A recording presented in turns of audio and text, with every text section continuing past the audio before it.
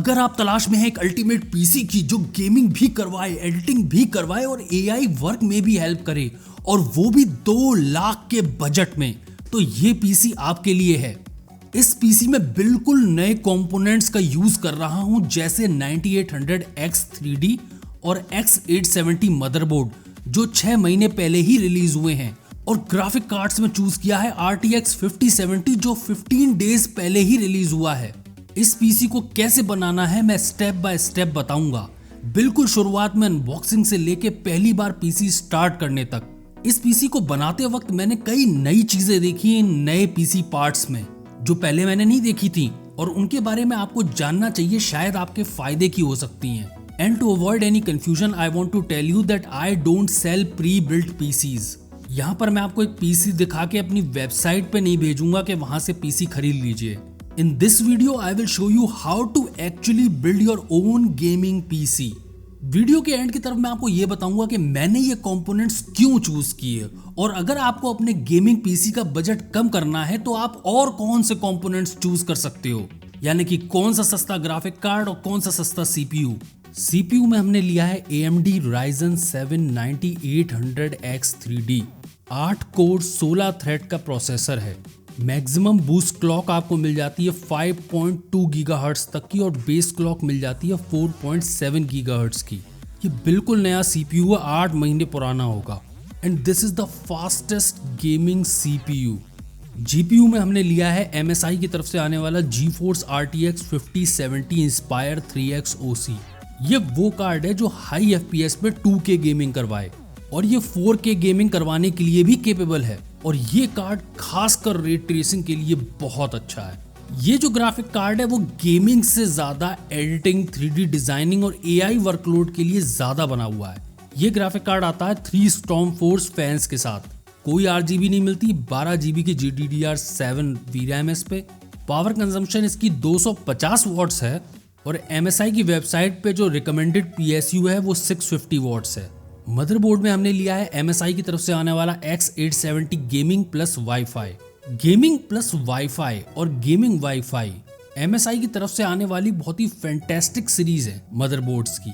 इस पे मैं एक वीडियो भी बना चुका हूँ, वो भी आप देखिएगा।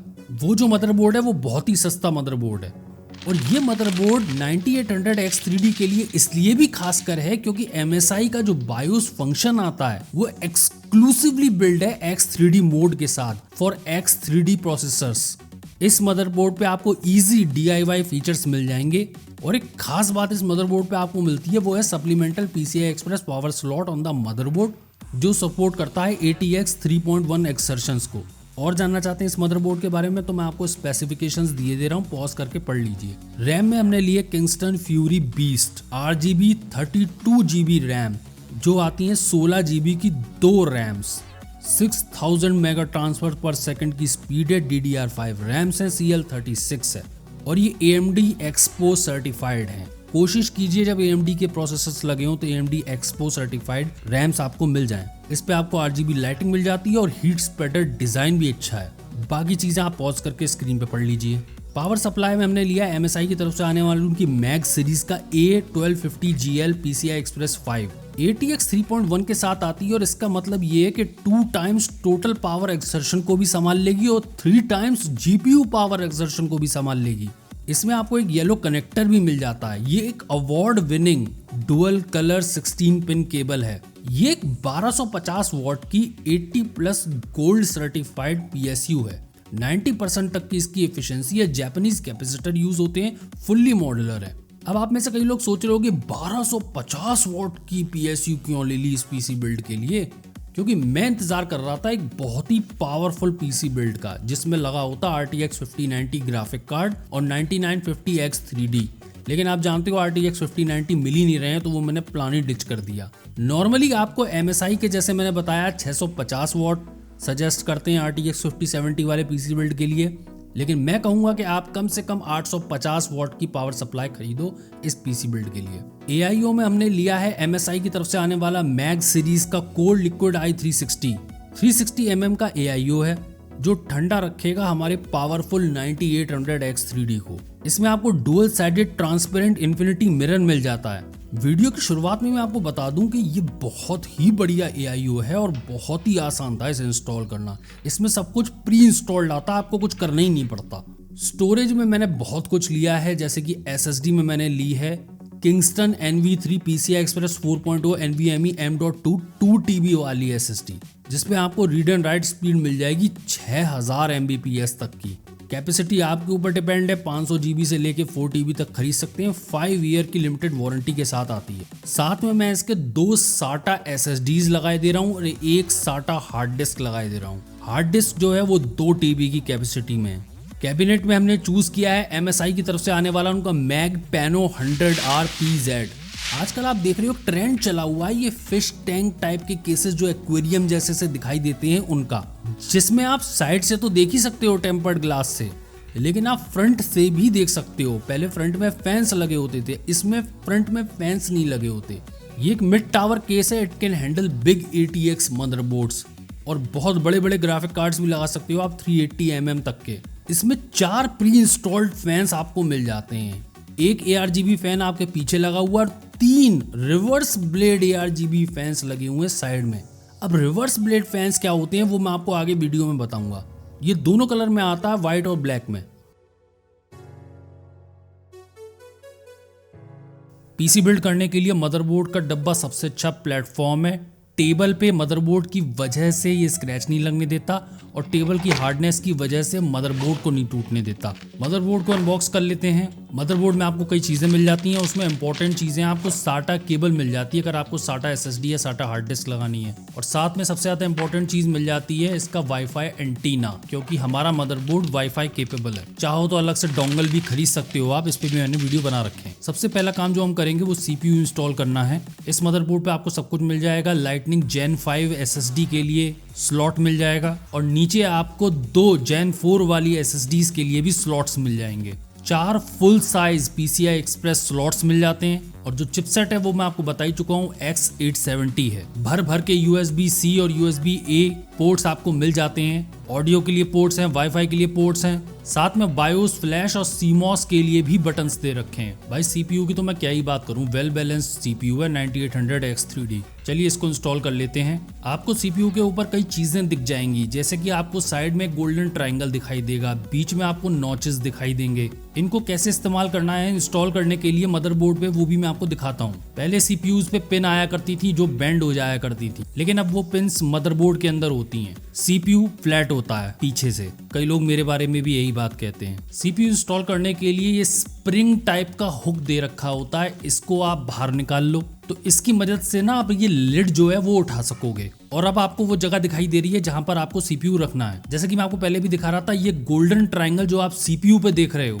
इसको आपको मैच करना है मदरबोर्ड पे बने हुए ट्रायंगल से। बस इससे ही मैच करके CPU इंस्टॉल करना है। ट्रायंगल तो मैच करेंगे, साथ में मैं आपको नॉचेस भी दिखा रहा हूँ, ये CPU को सही जगह पे पकड़ लेंगे। ये जो ग्रूव्स है ना, ये मदरबोर्ड पे बने हुए नॉचेस के साथ मैच हो जाएंगे। ये देखो आप, CPU उसमें रखा एकदम फिट। अब क्या है, लिड बंद कर लो और जो ये स्प्रिंग जैसा लीवर है ना, उसको थोड़ी सी ताकत लगा के जहां से निकाला था वहीं पे लगा देना है और इसको लगाते वक्त बिल्कुल पक करके जो है ढक्कन निकल जाएगा। CPU इंस्टॉल हो गया। आप CPU कूलर को भी इंस्टॉल कर लेते हैं मदरबोर्ड पे। सबसे अच्छी बात है जो स्क्रूज वगैरह, स्टैंड ऑफ वगैरह है, वो सब इतने क्लियरली मार्क्ड हैं कि आपसे कंफ्यूजन होगा ही नहीं। और मैं ताज्जुब कर रहा हूँ कि बाकी कंपनियों ने आज तक ये फिगर आउट क्यों नहीं किया। और छोटी छोटी चीजें मिल जाती हैं, जैसे कि फैंस की वायर को ढकना है उसके लिए डंडी सी मिल जाती है। और सही बता रहा हूँ, AIO बहुत खूबसूरत है। RGB फैंस तो है ही, साथ में CPU ब्लॉक पे भी जो इन्फिनिटी मिरर आता है, वो आप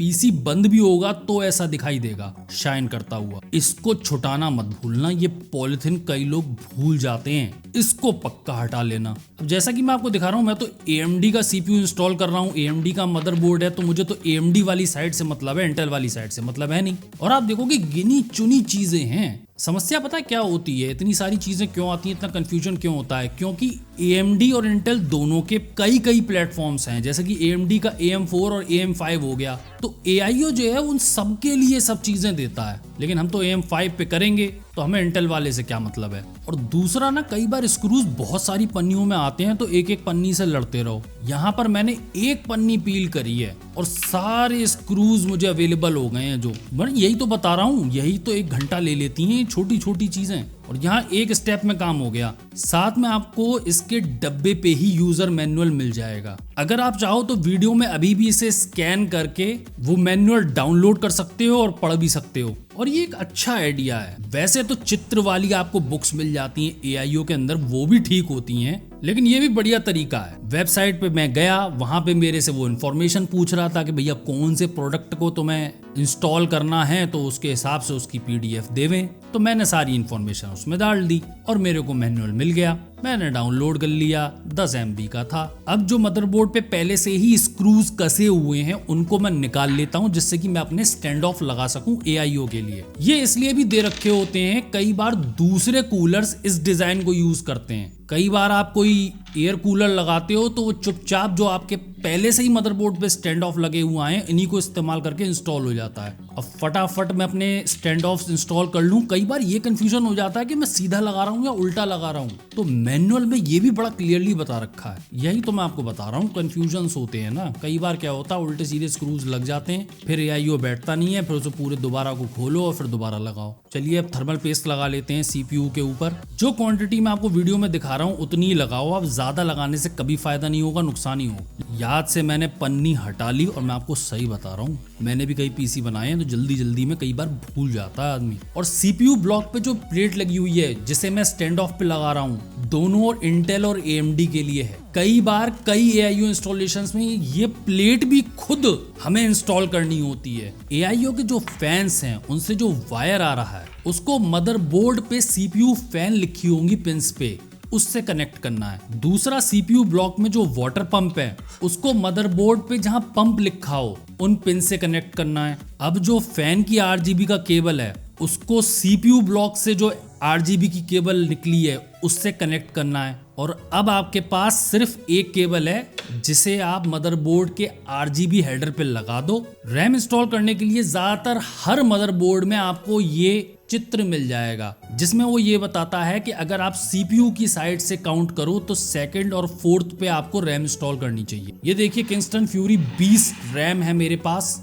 पेटी पैक। इसको अनबॉक्स करे ले रहे हैं। मैं साथ में आपको मॉडल नंबर भी दिखा रहा हूं कि मैं कौन सी रैम इस्तेमाल कर रहा हूं, क्योंकि कई बार क्या होता है, नाम कई रैम्स के एक ही होते हैं और वो केस लेटेंसी में या स्पीड में या रैंक में वो डिफरेंट हो जाती है। बाय द वे, मैंने रैम पे भी एक वीडियो बनाया, उसे आप जरूर देखिएगा। जब आप रैम खरीदने जाओगे तो आपको कोई कंफ्यूजन नहीं होगा। देखने में काफी अच्छी रैम है और बाकी का जिम्मा तो इनका RGB संभाल लेगी। और प्राइसेस भी इन रैम की काफी अच्छी है। DDR5 है, 6000 मेगाहर्ट्ज पे चलने वाली है, और ऊपर RGB का भी जो पार्ट होता है उस पे फ्यूरी लिखा हुआ है। कई अच्छे और महंगे मदरबोर्ड्स में आपको दोनों तरफ ये क्लिप्स मिल जाएंगी, इन्हें खोल लीजिए। सस्ते मदरबोर्ड्स में एक ही तरफ आती है। अब आपको रैम के बने हुए ग्रूव को स्लॉट पे बने हुए नॉच से मैच करना है, वरना आप रैम उल्टी इंस्टॉल कर दोगे या तोड़ दोगे। पहले एक साइड से आप दबाओ, क्लिक की आवाज आएगी, फिर दूसरी साइड से रैम दबाओ, क्लिक की आवाज आएगी। सेम ऐसा ही दूसरी रैम के साथ कर लीजिए।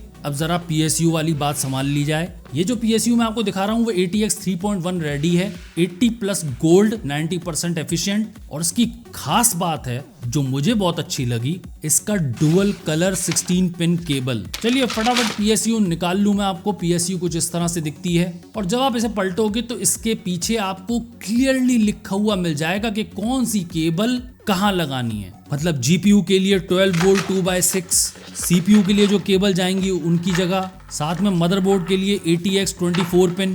सारी PSUs पे ये क्लियरली मेंशन होता है। PSU के साथ मिल जाती हैं आपको बहुत सारी केबल्स। वैसे तो बहुत सारी केबल्स मिलती हैं, ज्यादातर का आपको कोई इस्तेमाल नहीं होगा। फिलहाल हमें 3 केबल्स चाहिए, एक मदरबोर्ड के लिए, एक CPU पावर के लिए और तीसरी GPU पावर के लिए। चलो सबसे पहले मैं ATX 24 पिन इंस्टॉल कर लूं और इनसे इंस्टॉल करने के लिए कनेक्टर को स्लॉट से मैच करना है, गलत तो आप लगा ही नहीं पाओगे। अब CPU पावर केबल लगा ले रहा हूँ, उस पे CPU लिखा भी होगा, मतलब PSU पे भी लिखा हुआ है CPU, केबल पे भी लिखा हुआ है CPU और मदरबोर्ड पे जहां आप कनेक्ट करने वाले हो वहां पर भी CPU लिखा होगा। तो इस तरीके से कंफ्यूजन हो नहीं सकता। और अब आती है कायदे की चीज, 600 वॉट तक की पावर सप्लाई करने वाला 16 pin connector for your GPU बिना किसी स्क्रू के ये निकल आता है। वो क्लिप दबाओ तो M.2 SSD का ये हीट सिंक निकल आएगा। नीचे वाले जो आपको M.2 के लिए पोर्ट्स दे रखे हैं वो स्क्रू से ही खुलते हैं।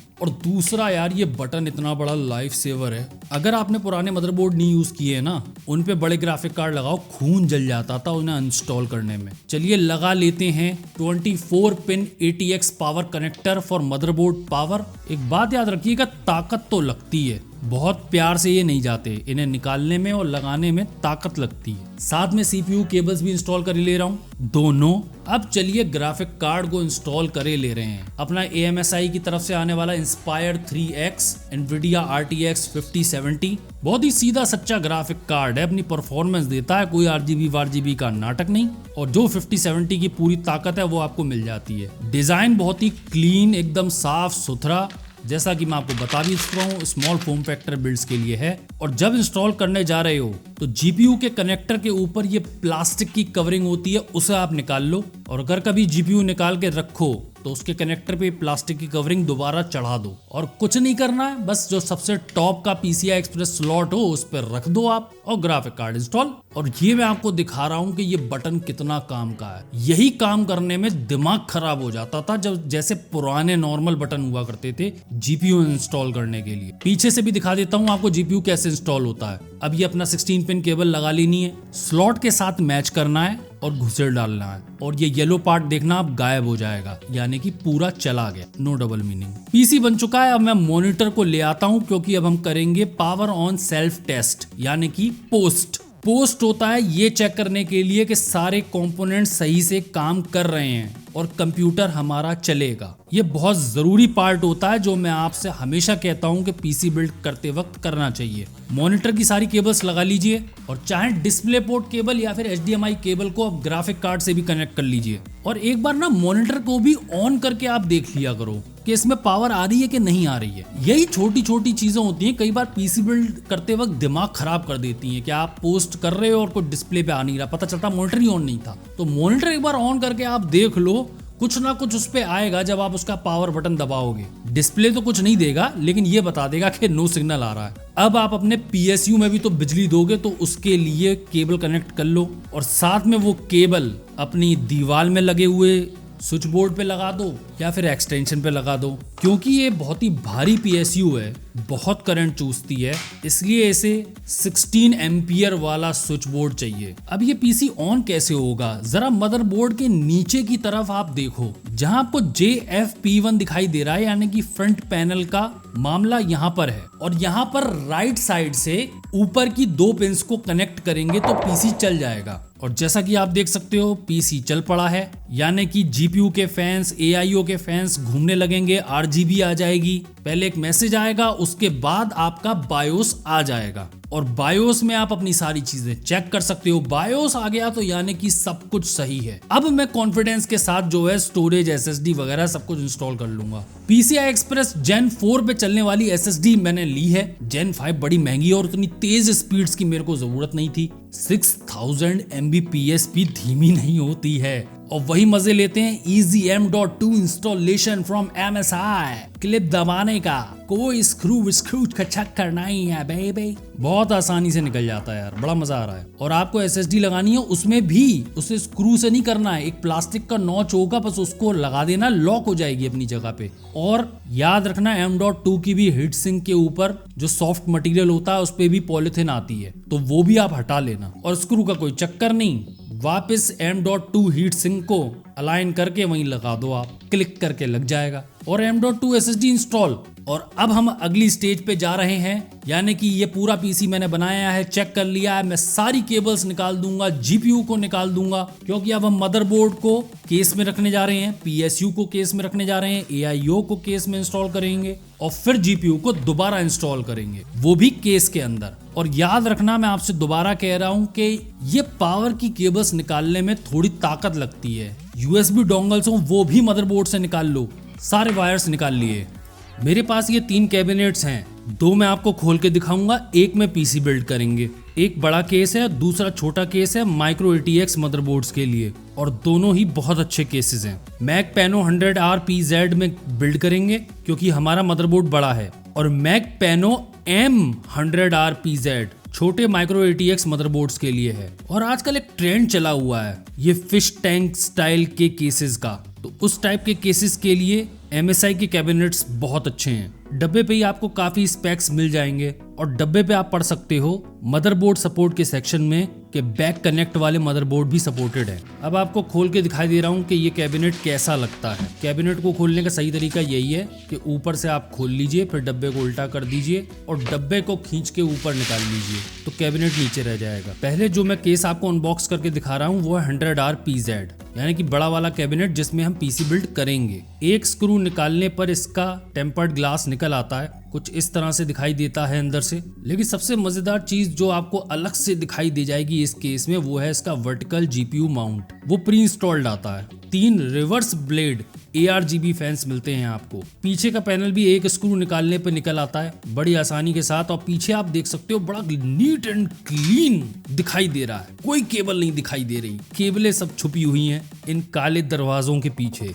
ये काले दरवाजे भी खोल के दिखाई दे रहा हूँ। ये ऊपर का पैनल खोल के मैंने बॉक्स निकाल लिया। इसमें हमारे पोथी, पत्रा, स्क्रू और एक और खास चीज होगी जो मैं आपको भी दिखाता हूँ। बॉक्स को खोलने पे आप देख सकते हो ये सब सामान निकल रहा है, लेकिन जो मेन इंपॉर्टेंट चीज है वो है इसका हॉरिजॉन्टल GPU माउंट। जो नॉर्मल केसेस आते हैं वो इस माउंट के साथ आते हैं, यानी कि इसे आप लगा लोगे तो नॉर्मली जैसे GPU आप लगाते हो ज्यादातर केसेस में लगता है, वर्टिकली तो लगता नहीं है, हॉरिजॉन्टली लगता है। तो ये उसके लिए नीचे वाला भी दरवाजा आपको खोल के दिखाता हूँ, एक स्क्रू से खुल जाता है और अब आपको केबल ही केबल नजर आएंगे। लेकिन ये दरवाजे वाला सिस्टम सबसे बढ़िया सिस्टम्स में से है। ऊपर वाला पैनल भी बड़ी आसानी से निकल आता है और स्लांटेड एंगुलर शेप में दे रखा है। अब मैं आपको दोनों केसेस अगल बगल रख के दिखाई दे रहा हूँ। वैसे मैं भी आपको अनबॉक्सिंग भी दिखा दूंगा छोटे वाले केस की, लेकिन साइज डिफरेंस आप देखो इन दोनों में। हर एंगल से दिखाने की कोशिश करूंगा कि एक सिंगल चेंबर वाला कैबिनेट कैसा नजर आता है और डुअल चेंबर वाला कितना चौड़ा हो जाता है, और ये खासकर आपको पीछे से देखने पे पता चलेगा। अब ये आपके बजट पे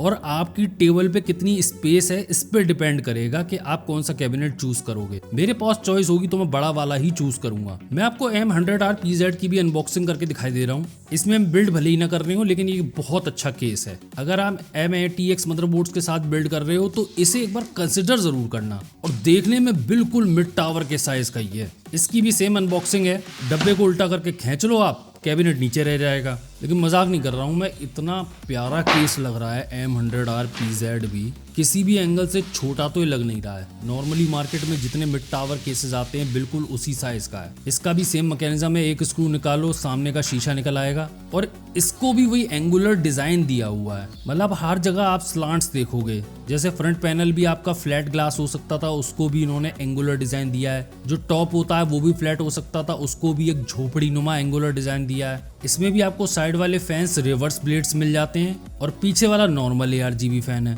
इन केसेस में एक बढ़िया चीज है दोनों बड़े और छोटे केसेस में कि इनके IO पोर्ट्स नीचे दे रखे हैं। स्टार्ट बटन भी नीचे है, हेडफोन जैक भी नीचे है, USB-C के पोर्ट्स भी नीचे ही हैं। पैनल सारे एक स्क्रू में निकल आते हैं। तभी मैं देखता हूँ कि हरा हरा सा क्या चमक रहा है केस के अंदर। मैंने कहा भाई लकड़ी का काम कराया था तब ये चीजें देखने को मिलती हैं। ये लेवल देखने के लिए होता है। इसकी स्क्रू जैसी डिजाइन को आप खोल के इसका साइज बड़ा और छोटा कर सकते हो, और दूसरा ये मैग्नेटिक होता है, तो आप कैबिनेट पे ही इसे कहीं भी टिका लो और GPU आपका सैग नहीं करेगा। अच्छा एडिशन है। इसका टॉप पैनल भी स्लाइड करके आराम से निकल आता है। चलिए बहुत देर से आपको केसेस दिखा रहा हूँ, अब पीसी बिल्ड को कंटिन्यू करते हैं। मदरबोर्ड को केस के अंदर रखते हैं। उसके लिए पहले मैं केस को लिटा लेता हूँ। मदरबोर्ड को रखने से पहले GPU माउंट को भी बाहर निकाल लेते हैं। 2 स्क्रू में निकल आता है, क्योंकि क्या है ना, इस पे GPU माउंट करेंगे तब पूरे माउंट को GPU समेत कैबिनेट में लगाएंगे। साथ में मैं आपको दिखा दूं, अगर आप अपने केस को नॉर्मल केस बनाना चाहते हो तो ये वाला माउंट भी है, तो इसमें हॉरिजॉन्टल ग्राफिक कार्ड लगेगा। और अगर आप और भी कई PCI एक्सप्रेस कार्ड्स लगाना चाहते हो तो इस वाले तरीके से ही लगेंगे। मदरबोर्ड को AIO समेत उठा के प्यार से कैबिनेट के अंदर रख दें और देखिए जब बड़ा केस होता है तो कोई भी काम करने में दिक्कत नहीं है। जो स्क्रू के स्टैंड ऑफ हैं उनसे मैच करके मदरबोर्ड को रख लें और मदरबोर्ड के जो IO पोर्ट्स हैं वो देख लो आप अलाइन हो गए पीछे से, यानी कि मदरबोर्ड सही जगह पे रखा हुआ है। अब क्या है, बस आप स्क्रू लगा लो, मदरबोर्ड अपना कस लो और आपका मदरबोर्ड इंस्टॉल्ड। बड़े केसेस में 9 स्क्रू लगते हैं। अब इसी तरीके से जो AIO है उसे टॉप पे आप कस लीजिए स्क्रूज से। अगली बारी PSU की, PSU भी अपनी जगह पे टिकाइए पीछे और स्क्रूज लगा दीजिए। याद रखिएगा PSU के लिए अलग स्क्रूज आते हैं, वो थोड़े मोटे होते हैं साइज में, क्योंकि PSU भारी होता है ना। नॉर्मल स्क्रू आप लगाओगे तो रोक नहीं पाएंगे। और ये देखिए SATA SSD को माउंट करने के लिए ब्रैकेट्स। ये टूललेस डिजाइन है, आसानी से SATA SSD इंस्टॉल हो जाती है। ये मैं आपको दिखा रहा हूँ कि ब्रैकेट पे कैसे SATA SSD को माउंट करते हैं। ज्यादातर आप देखोगे जो महंगे केसेस होते हैं उसके अंदर आपको इस तरह के ब्रैकेट्स देखने को मिलते हैं, खासकर उन केसेस में भी जिसमें जगह थोड़ा ज्यादा होती है, वरना छोटे केसेस में इतनी जगह ही नहीं होती है कि आप ब्रैकेट शैकेट दे सको। और केस में से वापस इंस्टॉल करना भी आप भी देख रहे हो कितना आसान है। हाथों से ही एक स्क्रू कस दो और आपकी SATA SSD installed. Hard disk अगर आपको इंस्टॉल करनी है तो इसका जो नीचे वाला दरवाजा है उस पे आप 2 हार्ड डिस्क इंस्टॉल कर सकते हो। और सबसे अच्छी बात यह कि वहां पर रबड़ भी दे रखी है जहां स्क्रू लगेंगे, यानी कि हार्ड डिस्क वाइब्रेट नहीं करेगी ज्यादा। वो जरूरी होते हैं रबर के जो स्टैंड ऑफ्स होते हैं। हार्ड डिस्क ऐसे इंस्टॉल हो जाएगी और अंदर जाके गायब हो जाएगी जब दरवाजा बंद होगा। चलिए अब सारे कनेक्शन कर लिए जाएं तो SATA कनेक्शन मैंने दे दिया है SSD में, और सारे मैंने मदरबोर्ड पे CPU पे हर जगह केबल्स लगा दिए हैं। 24 पिन ATX पावर कनेक्टर लग गया, CPU के अपने दोनों पावर केबल्स लग गई। अब चलिए जरा वर्टिकल GPU माउंट पे ग्राफिक कार्ड को माउंट कर ही लेते हैं। बस समस्या ये है कि ये कैबिनेट इतने तामझाम के साथ आता है लेकिन राइजर केबल के साथ नहीं है, और वर्टिकल GPU आपको लगाना है तो राइजर केबल तो चाहिए ही होगी। तो मैंने अपनी राइजर केबल निकाली है और उसकी मदद से मैंने ग्राफिक कार्ड को इंस्टॉल कर लिया है। ये थोड़ी सी मुझे इस केस की कमी नजर आई कि जब आप इतना सामान दे सकते थे तो राइजर केबल भी इंक्लूड करनी थी, लेकिन मैं आपको ये बता दूं मेरे लिए कहना बड़ा आसान है। राइजर केबल अच्छी खासी महंगी आती, केस की कीमत कुछ ज्यादा ही बढ़ जाती। और दूसरा, आजकल लोगों को चॉइस चाहिए कि कौन सी राइजर केबल खरीदनी है उन्हें, Gen 3 Gen 4। अब कुछ नहीं करना है, ग्राफिक कार्ड को ब्रैकेट समेत कैबिनेट के अंदर इंस्टॉल कर देंगे, जो कि करना बड़ा आसान था। मुझे थोड़ा डाउट हो रहा था कि जब ग्राफिक कार्ड में लगाऊंगा तो थोड़ी दिक्कत होगी, लेकिन मैं सही बता रहा हूँ इतना आसान है इस कैबिनेट में काम करना। और ये ज्यादातर मेरा एक्सपीरियंस रहा है, बड़े कैबिनेट्स में काम करने में मजा आ जाता। अब बस थोड़ा सा मुझे मशक्कत करके राइजर केबल को PCI एक्सप्रेस स्लॉट पे लगा देना है। वहां थोड़ी जगह कम थी मेरे लिए काम करने के लिए, थोड़ी सी मुझे यहाँ पे परेशानी हुई। अब जब ग्राफिक कार्ड माउंट हो गया है तो उसे पावर भी देनी है। ये याद रखिएगा, जो आपकी ये 16 पिन पावर केबल है जो 600 वॉट तक डिलीवर कर सकती है, ध्यान से लगाइएगा। जो येलो पार्ट है वो बिल्कुल गायब हो जाना चाहिए, दैट मीन्स कनेक्टर एकदम सही लगा है। अब देखा जाए तो एक तरह से पूरा PC तैयार हो चुका है। AIO के जो फैन के वायर दिख रहे हैं उनको छुपाने के लिए जो मैंने आपको शुरू में डंडी दिखाई थी ना प्लास्टिक की, वो अब काम आएगी। और आप इसे भी देखो इंस्टॉल करना कितना आसान है, कोई स्क्रूबाजी नहीं करनी, सिर्फ लगाओ और दबा दो, वो इंस्टॉल हो गई। ऊपर का पैनल भी लगा लीजिए। केबल मैनेजमेंट देख रहे हो आप मेरा, कितना क्लीन केबल मैनेजमेंट करता हूं मैं। घंटा भी कुछ केबल मैनेजमेंट नहीं किया, सिर्फ दरवाजे बंद कर दिए और देखना पीछे से कितना क्लीन लग रहा है। असलियत तो दरवाजे खोलने में पता चलती है कि घर में कितनी गंदगी है। मैं तो ऐसे ही छोड़ देता हूँ, मैं कोई केबल वेबल मैनेज नहीं करता। सारे पैनल लग गए, PC बिल्ड हो गया। अब पावर देनी है PSU में, केबल लगाए ले रहा हूँ। और बटन को ऑन करना कभी मत भूलें। आधे लोग अपने बाल नोच लेते हैं, उन्हें लगता है कि मेरा PC सही नहीं बना, पता चलता बटन ही ऑन नहीं। सीरियसली ये PC बिल्ड बहुत प्यारा हुआ। और इसका सुपर स्टार जो है, मैं साफ कहना चाहूंगा, ये कैबिनेट है। आजकल के कैबिनेट्स बहुत तेजी से ट्रेंड बदल रहा है कैबिनेट्स में, बहुत खूबसूरत कैबिनेट। दूसरी सबसे अच्छी बात जो मैं आपको बता रहा था कि इसके साथ आपको बटन भी मिलता है, जो आप कलर चेंज करना चाहते हो अपने ARGB फैंस का वो भी आप कर सकते हो। और जो आपको AIO पे ब्लॉक दे रखा है उसका भी,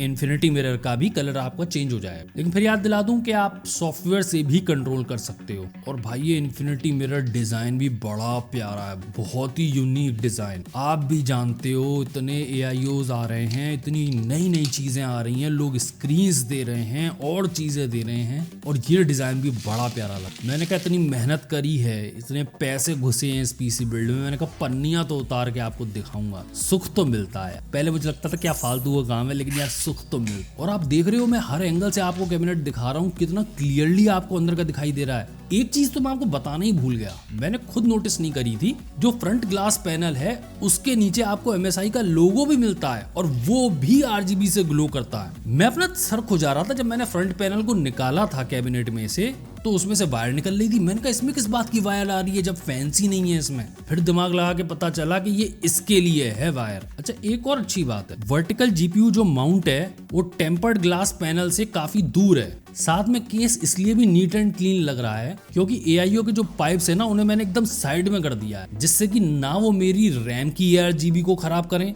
और ना ही जो 3 फैंस लगे हुए हैं उनकी RGB को बिल्कुल भी बाधित करें। वैसे आपके ऊपर है आप किधर से AIO के पाइप्स निकालना चाहते हो। किंगस्टन फ्यूरी रैम भी भाई इतनी प्यारी लग रही है, इसकी RGB भी, लेकिन भाई मेरे लिए तो एकदम नई चीज है AIO का ये CPU ब्लॉक, जो इन्फिनिटी मिरर डिजाइन है, डुअल साइडेड, बहुत ही प्यारी लग रही। अगर आप चाहो तो इस पीसी में और कोई अपनी मर्जी का कंपोनेंट भी लगा सकते हो, किसी भी साइज की रैम, किसी भी साइज की SSD। ये केस डिजाइन आपको पसंद नहीं आ रहा है तो कोई और केस डिजाइन चूज कर सकते हो। लेकिन सही बता रहा हूँ, ये GPU जो अपने पीसी में लगा हुआ है थोड़ा यूनिक कलर में है, वरना ज्यादातर अपन लोगों को ब्लैक और व्हाइट में ही देखने को मिलता है। खैर अपना अपना पर्सनल टेस्ट होता है। और जैसा कि मैंने कहा कि RTX 5070 का बिल्ड कर रहे हो आप, तो सिर्फ गेमिंग के लिए नहीं, शायद एडिटिंग, 3D डिजाइनिंग और AI वर्कलोड के लिए भी कर रहे हो। मदरबोर्ड जो हमारा है X870 गेमिंग प्लस वाईफाई, इस पे कई फीचर्स आते हैं। जैसे ये मैं आपको दिखा रहा हूँ MSI का एक्सक्लूसिव बायोस फंक्शन, ये X3D मोड के लिए इंपॉर्टेंट है। इसको आपको बायोस में जाके ऑन करना होगा। और बेसिकली इजी का एक मेन मीनिंग ये है कि आपको स्क्रूज वगैरह से कोई छेड़छाड़ ज्यादा नहीं करनी पड़ेगी और जो भी काम है वो आसानी से हो जाएगा। GPU इंस्टॉलेशन और अनइंस्टॉलेशन वाला तो मैंने आपको बटन दिखाई दिया है, साथ में M.2 इंस्टॉलेशन भी दिखाई थी, कितनी आसानी से हो गई थी। ये मैं अब आपको दिखा रहा हूँ इजी बटन फ्लैश बायोस और क्लियर CMOS। और सबसे गजब की चीज थी ये supplemental PCI Express power slot और मदरबोर्ड, बहुत ही फायदे की चीज है। आपके 24 पिन कनेक्टर से इसने लोड हटा के अपनी केबल पे ले लिया है। और आगे भविष्य में भी जो GPUs आएंगे, अगर वो पावर हंग्री होते हैं तो इस तरह का सेटअप आपको मदद करेगा। बाद में वही बताना चाहूंगा, MSI की कई पावर सप्लाईज Amazon पे भी बड़ी हिट हो रही हैं, लोग पसंद कर रहे हैं, रिव्यूज भी अच्छे हैं। और ये तो मैंने बहुत महंगी वाली पावर सप्लाई आपको दिखाई है, कि सस्ती वाली भी इनकी अवेलेबल है। और सस्ती का मतलब ये नहीं है कि बेकार। आजकल नई पावर सप्लाई क्या दे रही है, क्यों लेनी चाहिए आपको, इस पे मैंने पूरा एक वीडियो बना रखा है, वो आप जरूर देखना। CPU हमने चूज जरूर किया है 9800X3D, जो इस बिल्ड के लिए परफेक्ट है। लेकिन अगर आप चाहो तो पैसे बचाने के लिए इसकी जगह पे आप R5 9600X भी खरीद सकते हो। और भविष्य में अगर आप पीसी बिल्ड करने जा रहे हो तो अपकमिंग 9600X3D जब वो आएगा तब उसे आप खरीद के लगा सकते हो। लगाने को इस बिल्ड के अंदर पैसे बचाने की बात नहीं है, थोड़े और पैसे लगाने की बात है। तो अगर आपका CPU इंटेंसिव वर्कलोड है, उसके लिए आप 9950X भी खरीद सकते हो। और अब तो लॉन्च हो चुके हैं 9950X3D भी, तो चाहो तो आप गेमिंग प्लस वर्कलोड के लिए उसको भी लगा सकते हो। इस CPU को ठंडा रखने के लिए हमने लगाया MSI का मैक कोर लिक्विड i360। अगर आप पैसे बचाना चाहते हो तो 240mm का AIO भी लगा सकते हो, बट 360mm ओवर नहीं है। 9800X3D के लिए मोर देन इनफ है। और मुझे इसका डिजाइन काफी अच्छा लगा, वो तो मैं बता ही चुका हूँ कि इसकी installation one of the easiest AIO installations थी, क्योंकि सारे पार्ट्स पे प्री इंस्टॉल्ड ही आ जाते हैं, आपको मेहनत नहीं करनी पड़ती। और इसका ये dual sided transparent infinity mirror भी मेरे को काफी अच्छा लगा, सामने से भी दिखाई देता है, साइड से भी दिखाई देता है। रैम की अगर आप बात करो तो 8GB अपनी HyperX रैम पे बहुत अच्छी लग रही है। लेकिन अगर आप पैसे बचाना चाहते हो तो ये आप नॉन 8GB रैम में भी जा सकते हो और 6000 मेगाहर्ट्ज के बजाय 5200 मेगाहर्ट्ज की भी रैम खरीद सकते हो। लेकिन इस बिल्ड के लिए 6000 मेगाहर्ट्ज की रैम ही सही है। और स्टोरेज की आप बात करो, हमने किंगस्टन की NV3 PCI Express 4 NVMe M.2 TB की SSD लगा रखी है। लेकिन मैं आपको ये कह रहा हूँ कि आपको 2 TB की लगाने की जरूरत नहीं, आप शायद 500 GB की लगाओ, या ये भी हो सकता है आप सीधे 4 TB की किंगस्टन NV3 PCI Express 4 खरीदो। और आप ये भी देखो कि ना मैंने PCI Express 3 खरीदी, ना ही मैंने PCI Express 5 खरीदी। ये एक बैलेंस है। मुझे बहुत तेज स्पीड तो चाहिए थी PCI Express 3 के ऊपर, लेकिन PCI Express 5 वाले का इतना इंपॉर्टेंट काम नहीं है। और एंड में आपको बताऊं कैबिनेट, वाह भाई वाह, ये जो मैक पेनो 100R PZ है बहुत ही शानदार केस है। दूसरा इसमें सबसे मजेदार चीज है जो 3 ARGB रिवर्स ब्लेड्स फैन लगे हुए हैं इसके अंदर। ये इसलिए है कि नॉर्मल फैंस जो होते हैं उनकी RGB वाला पार्ट जो होता है वो एयर सक करने के लिए होता है, और जो फैन का बैक होता है जहां RGB थोड़ी कम दिखाई देती है और बीच में लुक खराब करने के लिए फैन की मेन बॉडी या तार वगैरह दिखाई देते हैं, तो उस साइड से तो हवा निकलती है, आगे से सक होती है, पीछे से निकल जाती है। लेकिन अब आपको तो RGB फैंस दिखाने हैं, तो इन लोगों ने क्या किया है, फैन को रिवर्स कर दिया है, यानी कि जो RGB वाला पार्ट होगा वो हवा फेंकेगा और जो वायर वगैरह वाला पार्ट है वो हवा सक करेगा। तो एयर फ्लो में भी हमने कोई कॉम्प्रोमाइज नहीं किया, साथ में हमें जो RGB की शोबाजी करनी थी हमने वो भी कर ली। अब मैं आपको कुछ बेंचमार्क्स दिखाता हूं और ये बताता हूं कि गेमिंग परफॉर्मेंस इस पीसी की कैसी होने वाली है। देखिए, पहले भी मैं कह चुका हूँ, अगर आपका बजट 65,000 to 70,000 है अपने ग्राफिक कार्ड को लेके, और आप ये भी चाहते हो कि मुझे रे ट्रेसिंग मिले और साथ में कई काम भी कर सकूं जैसे कि एडिटिंग, ब्लेंडर या फिर AI वर्कलोड, तो आपको RTX 5070 चूज करना चाहिए। वैसे तो ये कार्ड टारगेटेड है टुवर्ड्स 1440p गेमिंग, क्योंकि एक मेन स्ट्रीम गेमिंग कैटेगरी है और ये गेमर्स चूज करते हैं 144 हर्ट्ज से लेके 165 हर्ट्ज वाले monitor. 2K resolution high refresh rate gaming एक परफेक्ट बैलेंस है between visual quality and smoothness for most games. लेकिन मैं आपको ये बताना चाहूंगा कि RTX 5070 4K 60 हर्ट्ज की गेमिंग करवाने वाला ग्राफिक कार्ड है, specially because of DLSS and multi frame generation. और मैं RTX 5070 की 4K गेमिंग कैपेबिलिटीज में ज्यादा इंटरेस्टेड हूँ। देखिए, मैं आपको सिंपली बता दूं, अगर आप रे ट्रेस्ड गेम्स की बात करते हो और गेमिंग कर रहे हो 2K या 4K रेजोल्यूशन पे, तो RTX 5070 अभी newly launched AMD graphic card से आगे है। और ये तब भी मैं कह रहा हूं क्योंकि Nvidia का multi frame generation MFG significantly frame rate को इंक्रीज कर देता है, चाहे आप 2K पे गेमिंग कर रहे हो चाहे आप 4K पे गेमिंग कर रहे हो। और Cyberpunk 2077 जैसे गेम्स में ये सही में RTX 4090 की बराबरी कर लेता है, लेकिन ये इसकी रियल परफॉर्मेंस नहीं है, ये AI जनरेटेड फ्रेम्स हैं। और मैं कहता हूँ कि अगर आपका मान लो MFG में इंटरेस्ट नहीं है, मल्टी फ्रेम जनरेशन में आपका कोई इंटरेस्ट नहीं है, लेकिन DLSS में सबका इंटरेस्ट है। DLSS ने डे 1 से लोगों को खुश रखा है, और अच्छी बात यह कि Nvidia का DLSS का वाइडर एडॉप्शन है कई गेम्स में। लेकिन अगर आप 4K रेजोल्यूशन की ही बात करो तो कई गेम्स में आपको टेक्नोलॉजीज नहीं मिलती हैं रे ट्रेसिंग, DLSS या MFG की, तो उन गेम्स में भी आप कंफर्म रखो कि 60 FPS के ऊपर मिल जाएंगे। कई गेम्स में आपको 70 FPS एवरेज मिल जाएगा, जैसे कई Ubisoft के गेम्स हैं, for example Assassin's Creed Valhalla, या फिर हो गए रॉकस्टार गेम्स जैसे Red Dead Redemption 2 जो थोड़ा AMD को फेवर करते हैं। वहीं दूसरी तरफ आप कई और गेम्स भी ले लो जो बिल्कुल नए आए हैं, टेक्नोलॉजी नहीं दे रहे हैं सारी, जैसे किंगडम कम्स डिलीवरेंस। इसमें भी आपको 4K पे 80 FPS देखने को मिल जाएंगे, और हो सकता है भविष्य में इनमें से कई गेम्स में आपको MFG मिल जाए और इनकी परफॉर्मेंस 100 से छोड़ के 200 के भी पार चली जाए। जैसे कई नए गेम्स जो बहुत ही डिमांडिंग है, टेक्नोलॉजी लेके आते हैं, रे ट्रेसिंग, DLSS, MFG, उसमें तो आपको आराम से 120 FPS के ऊपर देखने को मिलेंगे FPS। जैसे कि बिल्कुल नया गेम है एवाउड, और कई और गेम्स में भी जैसे हॉगवर्ट्स लेगेसी हो गई, मल्टी फ्रेम जनरेशन आपकी मदद करेगा आपको FPS देने में 250 FPS तक। देखिए, अब वैसे मैं सही बात कहूँ तो RTX 4090 के बराबर परफॉर्मेंस कहना थोड़ा गलत होगा, लेकिन आप ये क्लियरली कह सकते हो कि RTX 5070 एक 4K GPU है। वहीं कई और गेम्स तो रे ट्रेसिंग की परफॉर्मेंस के पीछे ऐसे पागल हैं, जिसमें एग्जांपल हो गया ब्लैक मिथ वुकोंग, और ये गेम हैविली फेवर करता है Nvidia को। 4K पे 40 FPS एवरेज मिलते हैं, 2K पे 73 FPS एवरेज मिलते हैं। तो ये कई वो गेम्स हैं जो इतने डिमांडिंग है कि अगर आप 4K पे गेमिंग करते हो तो इसमें आपको 40 FPS मिलेंगे। अब आप धीमे धीमे देख रहे हो, मैं आपको कैटेगरीज दिखाता जा रहा हूँ गेम्स की। कुछ 250 FPS वाले हैं, कुछ 120 FPS वाले हैं, कुछ 40 FPS वाले हैं 4K पे। वही कुछ गेम्स हैं जो चलने से ही मना कर देंगे, और भविष्य में भी ऐसे गेम्स कई आएंगे, जैसे Indiana Jones and the Great circle.